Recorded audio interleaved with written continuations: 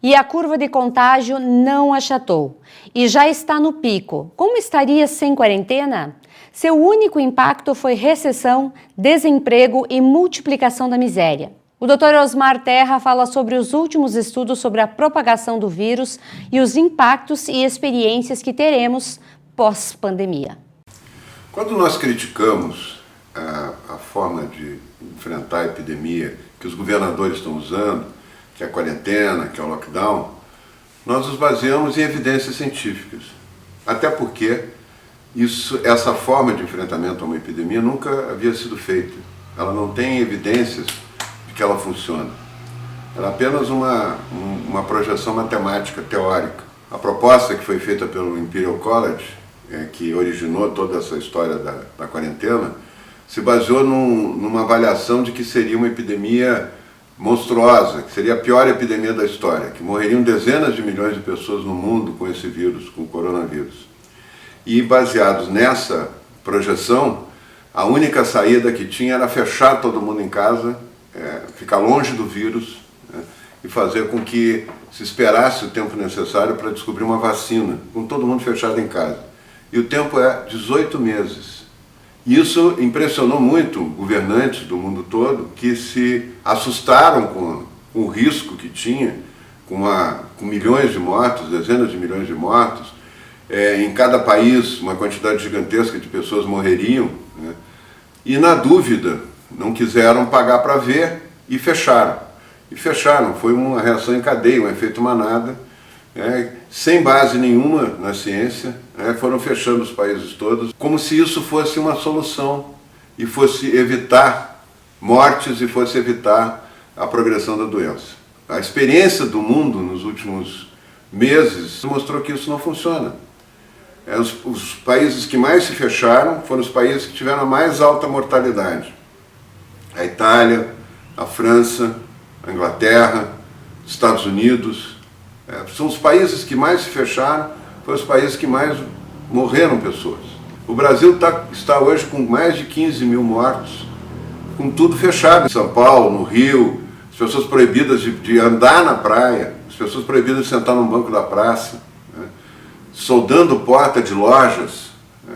Essa proposta de estrangular a economia, de paralisar o país para poder fugir do vírus, não funcionou. Não funcionou em lugar nenhum do mundo e também não funcionou no Brasil. Mas qual é a saída? Qual a proposta alternativa? Qual é a forma tradicional de se enfrentar uma epidemia? A primeira coisa que a gente tem que entender é que as epidemias virais, elas têm um padrão.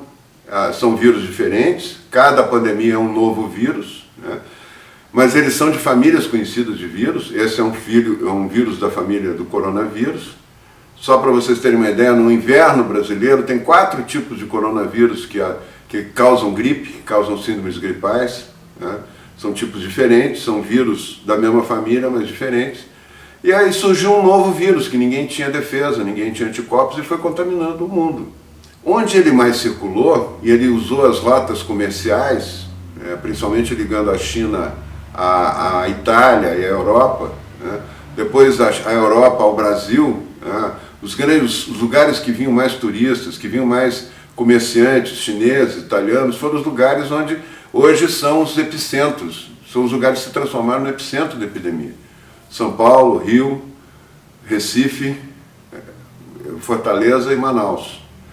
Todas essas cidades têm voos diretos internacionais para os lugares da Europa que tiveram a epidemia mais intensa, inclusive voos para a China também. Então nós temos uma característica muito importante do vírus, e é de todos os vírus, que ele se dissemina muito rápido, que ele se dissemina muito antes de ser inclusive descoberto. Quando se descobre um vírus novo que está causando uma epidemia, em geral ele já circulou 2, 3 meses contaminando milhões de pessoas. E andando dos aviões, hoje o mundo está todo interligado, e as pessoas vindo sem sentir nada, trazendo vírus para outros lugares, como foi aqui no Brasil. No Brasil o vírus circulou já em janeiro. Já há relatos de pesquisas feitas que a primeira morte de alguém por coronavírus no Brasil foi ainda em janeiro. O presidente decretou no dia 3 de fevereiro, saiu publicado no dia 4, a emergência na área de saúde. Fevereiro. Mesmo assim, os governadores resolveram que o carnaval não tinha que acontecer, que não tinha problema, que era uma gripezinha, que não ia fazer mal para ninguém, que era uma gripe igual às outras, né? E o vírus já se espalhando no Brasil. Teve um grande evento de difusão do vírus, que foi o carnaval. 20 milhões de pessoas na rua, em contato físico, né? Brincando, pulando.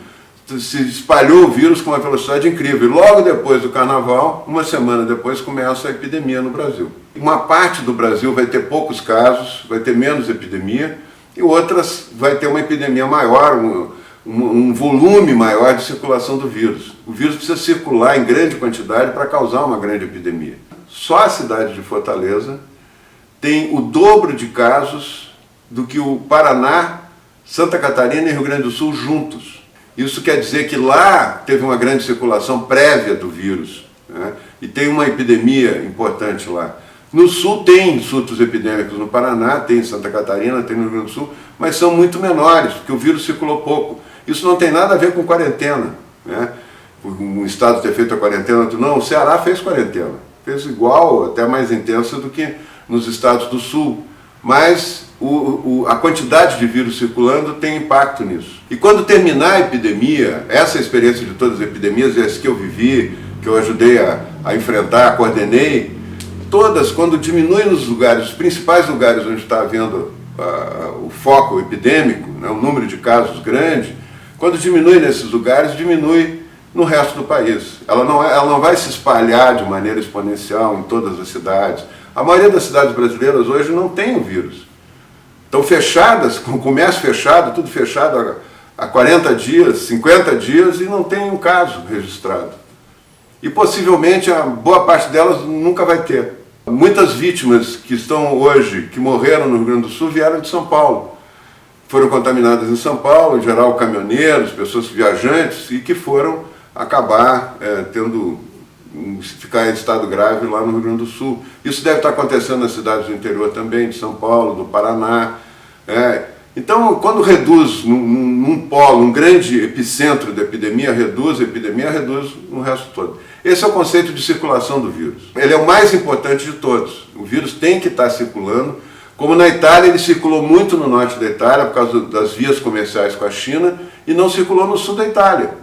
O sul da Itália tem poucos casos, muito poucos casos, em relação ao norte da Itália. Não tem nada a ver com a quarentena, lá a quarentena foi a mesma, como está sendo imposta pelos governadores no Brasil inteiro. Se imaginou que fazendo a quarentena, se trancando em casa, fechando tudo, as pessoas estariam protegidas e não ia ter epidemia, ia ter uma epidemia pequena, que ia dar tempo de se tratar. Não, ela seguiu o curso, o vírus seguiu o curso normal, ele ignorou essa quarentena, ele contamina dentro de casa e fora de casa. Como já tem uma quantidade muito grande de pessoas contaminadas, 90% são assintomáticas, não sentem nada, é bem provável que na maioria das famílias, nessas regiões onde está ocorrendo a epidemia, já tenha portadores assintomáticos que, ao ficarem fechados em casa com a família toda, 24 horas, acabam contaminando todo mundo. As pesquisas no Rio Grande do Sul de exames sorológicos mostram que 75% dos casos detectados assintomáticos foram contaminados em casa. O governador de Nova York falou, Nova York completamente fechada, em lockout, em bloqueio, 20 mil mortos em Nova York, e o governador se surpreendeu quando constatou que 85% das pessoas que estavam em hospitais, estavam indo para UTI, eram pessoas que não tinham saído da quarentena. Eram pessoas que foram contaminadas dentro de casa, por alguém que levou o vírus ou alguém que já tinha o vírus. Então não há mais esse sentido de ficar em casa protegido, ficar em casa eu estou protegido, porque o vírus entra nas casas, de diversas formas. A única maneira de proteger totalmente é se as pessoas estivessem numa cápsula espacial, longe de tudo, sem entrar nada do mundo exterior. A maneira racional de enfrentar uma epidemia como essa não é fechando tudo. Fechando tudo não diminui um doente, não evita uma morte e ao mesmo tempo leva à destruição da economia, leva ao empobrecimento, leva à falta de recursos para o Sistema Único de Saúde. O medo que alguns veículos, principalmente televisivos, estão divulgando, a maneira como eles estão fazendo, o pavor que estão instilando na população, está levando que a população se ache protegida em casa, se feche em casa que a população tenha medo, inclusive as pessoas portadoras de câncer, por exemplo, que precisa fazer quimioterapia, precisa fazer seus exames regulares, de preventivos, para evitar que a doença avance, hoje ele não está indo nos hospitais. Hoje a Inglaterra tem uma pesquisa mostrando que deve morrer mais 20% a mais de pessoas de câncer depois da epidemia, porque as pessoas não estão se tratando, não estão fazendo o tratamento tradicional, não estão indo no hospital, não estão fazendo nenhum controle, com medo de pegar o coronavírus. Se instilou o medo na população, o pavor na população, não se mostra uma luz no fim do túnel. E o que nós propomos não é não fazer nada. Pelo contrário, é fazer muito mais coisas do que simplesmente mandar as pessoas ficarem em casa. O que nós temos que fazer é que as pessoas tenham consciência quais as medidas que elas têm que tomar para evitar contágio, lavar as mãos com frequência, álcool gel, usar máscara, sair na rua de máscara, quando tiver contato com outras pessoas, estar com máscara. Da mesma forma que você vai no supermercado, você pode ir numa loja do shopping, por que não? Se a loja estiver tomando todas as precauções, estiver passando álcool gel, tiver um protocolo que ela tem que seguir de cuidados, o risco é menor até nessa loja do que no supermercado. Tem menos gente nas lojas menores tem menos gente. É muito importante que esses cuidados aconteçam no supermercado, nas lojas, no local de trabalho, revezar os horários de chegada no local de trabalho, se for possível. As pessoas não precisam chegar todas ao mesmo tempo, lotando os coletivos, fazer um escalonamento de horário, para o almoço. Medidas simples que foram tomadas em todas as outras pandemias, epidemias, e que deram resultado, evitaram contágio. Proteger muito o grupo de risco. O grupo de risco é essencial. Os idosos são muito importantes nessa epidemia. Eu enfrentei a epidemia do H1N1, eu coordenei no epicentro da epidemia, que foi o Rio Grande do Sul, onde entrou a epidemia em grande quantidade, vindo da Argentina, grande quantidade de pessoas doentes. E eu posso dizer para vocês que dá para trabalhar perfeitamente. A vida pode continuar com as pessoas tomando as precauções de proteção individual e protegendo o grupo de risco.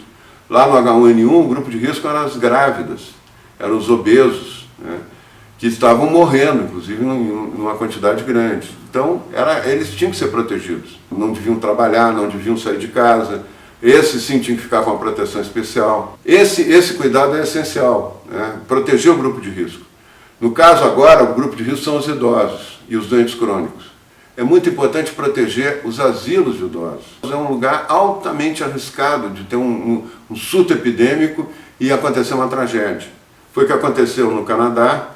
80% das vítimas do Canadá, está todo fechado em quarentena, 80% das vítimas fatais no Canadá são pessoas que moravam em asilos, principalmente na região do Quebec.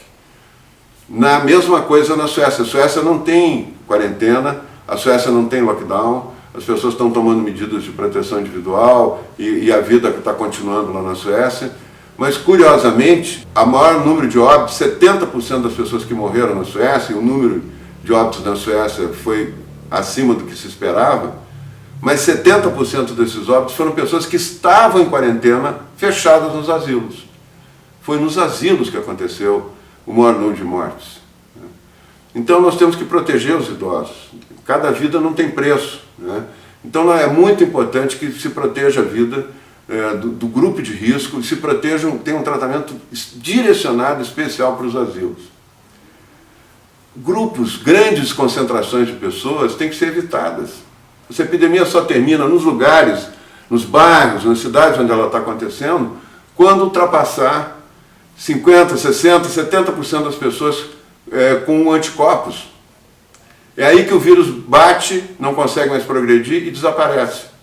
Um vírus que não tem tratamento, e agora temos que testar a hidroxicloroquina, e um vírus que não tem vacina, a única maneira garantida que hoje tem da epidemia desaparecer é as pessoas tendo anticorpos para o vírus. E vamos testar as pessoas, vamos atrás do vírus, vamos descobrir onde é que o vírus está. Onde é que estão os testes? Nós tínhamos que ter milhões de testes sendo feitos. Todo mundo que teve alguma suspeita tem que ser testado, deu positivo, testar todo mundo que teve contato com ela nos 14 dias em que ela pode estar contaminando. E a partir daí testar também quem deu positivo naquelas outras pessoas e todo mundo que teve contato com as outras pessoas. Isso é uma grande rede que vai sendo descoberta pela testagem e vai se evitando um contágio maior. principalmente se protegendo do grupo de risco. É isso, meus amigos. Eu acho que nós temos muita coisa para falar, mas em cada momento nós temos que ter a visão clara de que é a ciência que tem que nos orientar. É a pesquisa científica, não é a pesquisa de opinião pública que muitos governos estão usando para tomar medidas radicais sem efeito nenhum e até piorando a vida da população.